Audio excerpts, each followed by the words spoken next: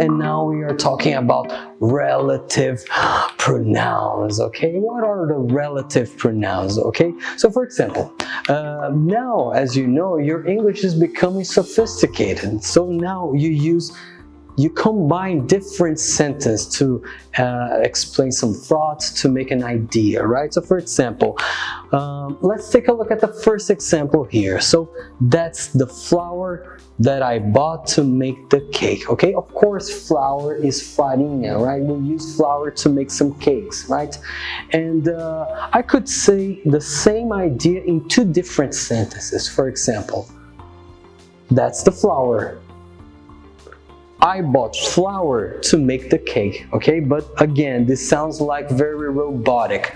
I bought the flour, right? The flour makes the cakes, okay? So now your English becomes sophisticated. You can combine, you can join, you can fusion in just one sentence, so it's more sophisticated, and you will combine those sentences using the relative pronouns. So for example, I could say, that's the flour, essa é a farinha. I bought flour to make the cake. Eu comprei farinha para fazer o bolo, right? Or I could say, that's the flour that I bought to make the cake, okay? So instead of repeating the term, the flour, all over again, you just use that, right? And that is a relative pronoun. It's the most universal, right? Because you can use for pretty much everything, right? If it's for people, for things, that. So that's the flour that I bought to make the cake, okay? That's it. And of course, flour is a thing, right? It's not a person, right? But imagine if we had a person in a sentence. So for example, the last example here, we are talking about the man, okay? So the man who lost the wallet was Italian, okay? So I could say, the man was Italian. The man lost his wallet, okay? Two sentences, very cold. I can combine them together using who, okay? So in this case, I could use that too, right? But I strongly advise not to. Why? Because that is very generic, right? If it's suitable for everything, it's very generic, and you are IBL student. You are very sophisticated. So for people, you would say the man who, okay? So instead of the man was Italian, the man lost his wallet, you say the man who lost the wallet was Italian, okay? And now, back to the first example, we have, that's the flour that I bought to make the cake. In that case, we use that to substitute the word flour, right? But if you could use another word, you could use which is similar to who, but when you mention things, not people. So in this case, when you talk about the man, you can't use which, you can't. But for flour, yes, that's allowed. So you could say, that's the flour which I bought to make the cake, okay? And that's okay. So when you have a thing, you use that or which, and when you have a person, who or that, right? That's it, okay? Of course, we have a third relative pronoun, which is, where is it? Whose, okay? Whose, it's slightly different. We are not talking about the person or the thing. We are talking about certain possession of the person or the thing, right? So for example, let's take a look at the example.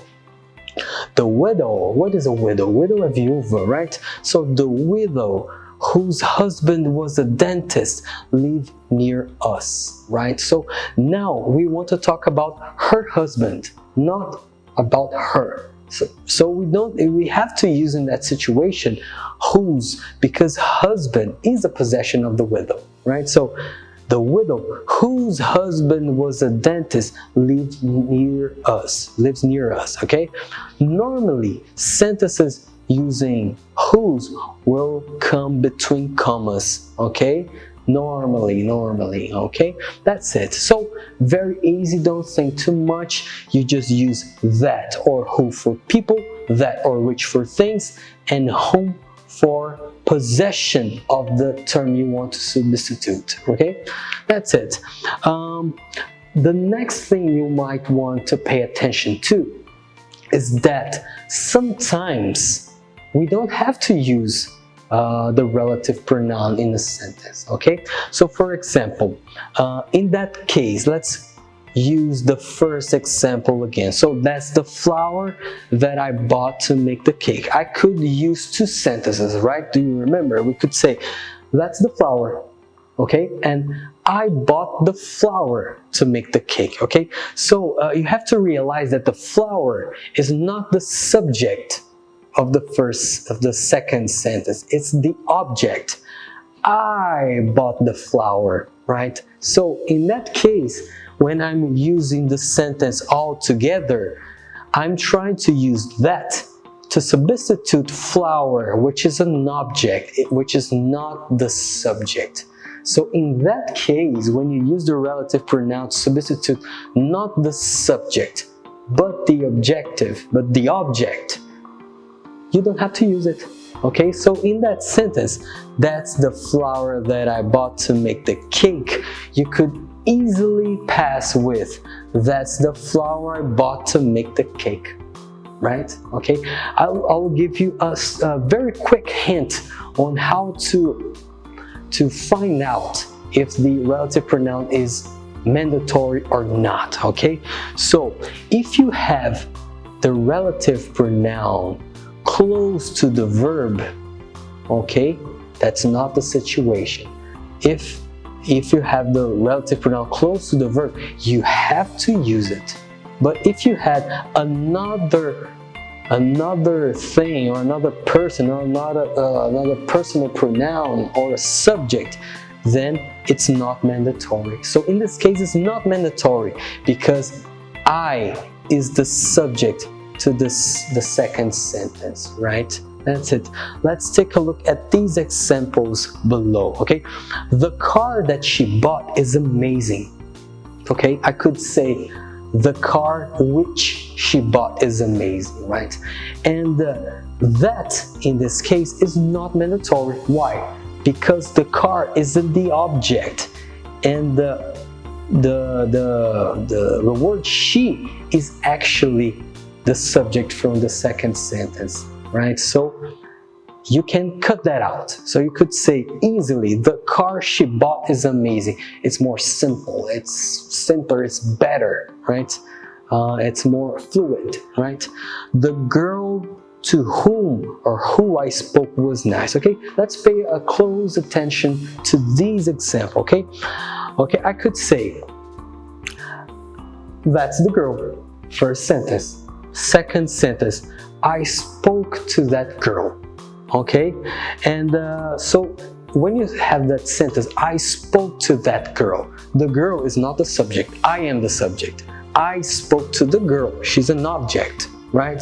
So in this case, you can use to whom every time you have a person, which is the object, which is the term I want to substitute. Okay, so you could say, the girl to whom I spoke was nice. Not very common. Don't worry too much about that because you won't see that often. You will see probably the girl who I spoke was nice. Or even you could say, the girl I spoke was nice. Why I can cut who out? Because who is not the subject of the second sentence. I is the subject, okay? But for example, if I said, the girl who speaks 4 languages, okay? So who is combined with the verb, who speaks. So in that case, you have to use it, right? That's it. Okay, so let's move on to some expressions. The first expression is to fall in love with. Okay, that's very nice, right? We always fall in love with somebody, right? Or even a place, right? Some people fall in love with Maceió, with Paris, with Salvador, with Rio, right? but normally we use for people, right? Do you remember the first time you fell in love with someone? Was it at school? Was it at college? Okay, so to fall in love is when you meet somebody and the person takes your breath away, and you can't stop thinking about her. It's very nice, it's very beautiful. Of course, you see that in a million songs, literally, okay? That next one is to hang out, okay? Hang out is the action of giving away some folder, some flyer. We always see that downtown, right? When we, it's always some dentist folder, some maybe political folder, right? So this is the action of handing out, right? Next one is I can't afford. Ooh, I can't afford a new computer, right? So especially when you want to buy something or you have to do a very big effort to do something and you recognize you can't do it, you use that verb. I can't afford. I don't have the money to buy it. I can't afford a new computer, okay? That's it. So the next one is on time, okay? It's different. It's funny because we have on time and in time, okay? On time we use just like the example. He never arrives on time. When you say on time, it's right on sharp on a specific moment. So if you have classes at 7, you have to arrive on time at 7, not 7:01, not 1 minute earlier. You have to arrive on time, okay?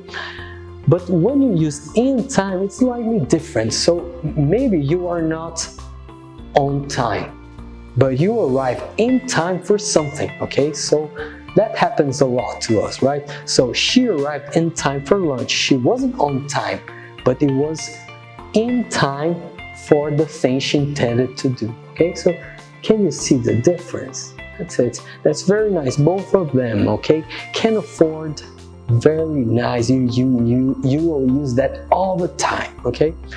And of course, that's fall in love with. We always use that, okay?